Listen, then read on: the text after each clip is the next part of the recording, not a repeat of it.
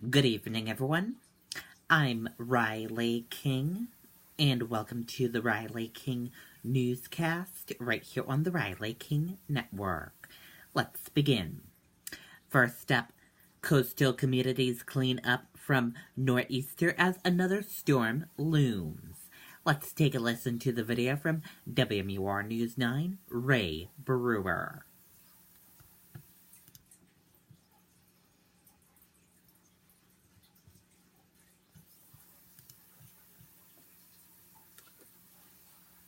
Now is our moment to strive to our glory and to our destiny.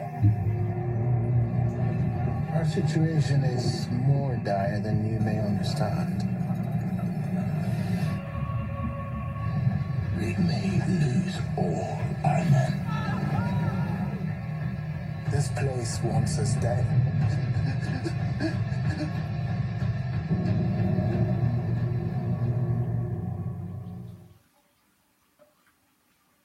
Monday morning found officials like the building inspector in Northampton continuing to assess the damage from Friday's storm, even as the cleanup was underway. Every nor'easter has its own characteristics. Ann and John Hoyt were removing the debris the ocean had left behind on their lawn, something they've grown accustomed to doing after storms. This one here in particular was strong, but we've had a couple others that are even stronger than this.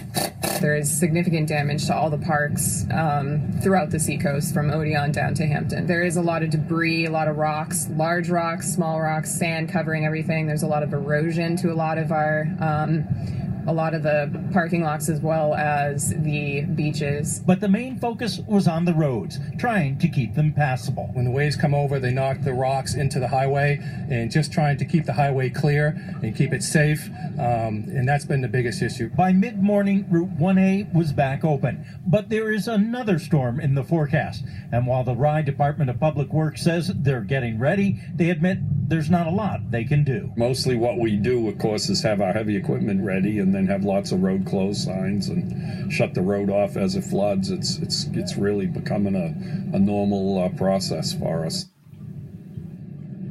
We are still nearly 2 hours away from high tide, and already the ocean is coming over the seawall here in Northampton. Now, Rye's police and fire chiefs are urging the public to stay away from the ocean on Wednesday. Not only is it dangerous for them, it also makes it tougher for emergency officials and public works employees to do their jobs. Reporting live in Northampton, Ray Brewer, WMUR News.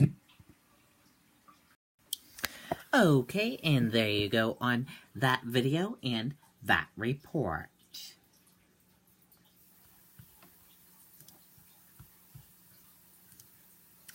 Tips lead to arrest in hit-and-run crash that injured firefighter.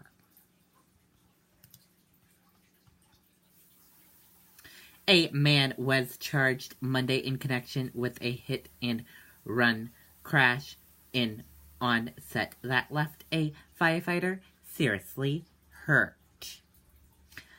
Firefighter Mark was struck Friday night on Cranberry Highway near Onset Avenue while he was working a traffic incident. The crash happened during the height of the nor'easter that brought flooding, rain, and hurricane-force winds. Paul, of 28 of Sandwich, was arrested and charged with leaving the scene of a motor vehicle accident that caused personal injury, reckless operation of a motor vehicle, and assault and battery with a dangerous weapon. He was held on $125,000 bail. Wareham Police Department Chief Kevin Walsh praised and thanked those who used the Text a Tip app and provided valuable information, showing a great intolerance for such an irresponsible and inconsiderate act. Fire officials said Monday that Mark, a 3-year veteran of the department, was in stable condition but will have a long recovery.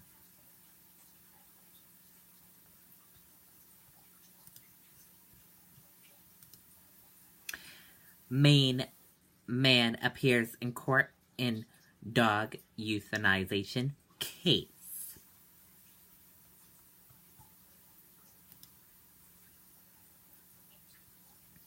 Let's take a listen to the video from WMTW News 8 Maine.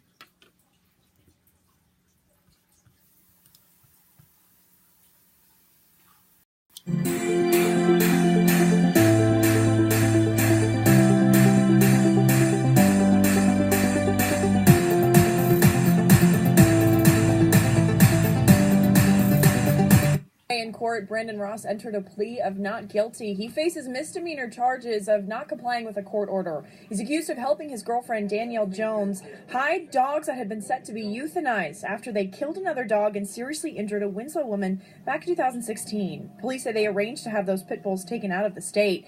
Today, Ross's attorney tried to change his bail conditions, which have been set at $2,000 cash. The condition that Ross can't leave the state or own any dogs outside of his dog grooming business. The state argues that nothing should change because nothing has changed since the day he was arrested. Those dogs are still missing.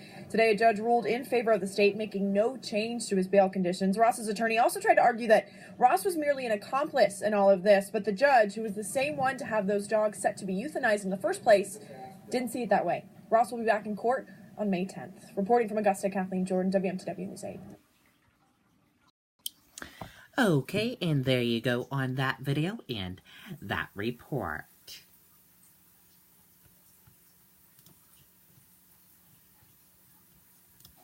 And now let's take a look at your stock market and see how your stock market closed for this Monday evening. And here's a look at the U.S. stock market for this Monday evening. Your Dow Jones Industrial Average closed in the green and went up. Your Nasdaq closed in the green and went up. S&P 500 closed in the green and went up. CNBC IQ 100 closed in the green and went up. Gold closed in the red and went down. Oil closed in the green and went up. US 10-year closed in the green and went up. Euro/USD closed flat. And VIX closed in the red and went down.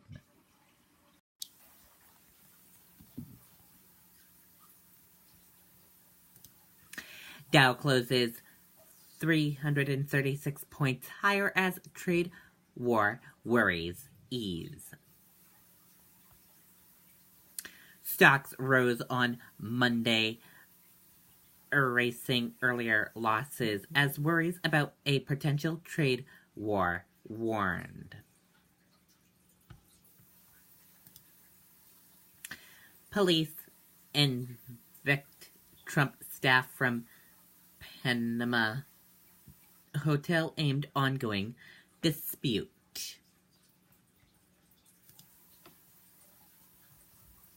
Let's take a listen to the video from ABC News.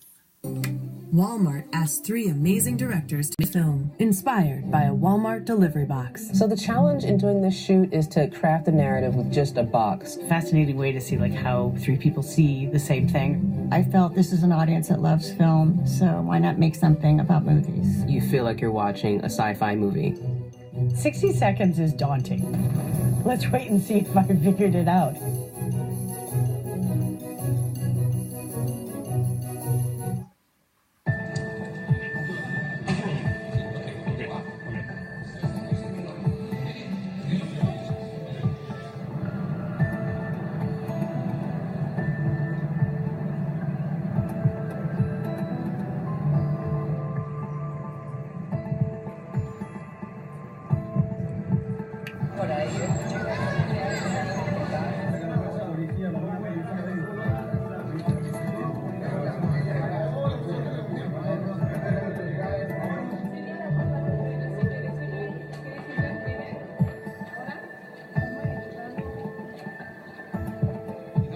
Many questions, but this is not the time and place to talk about that.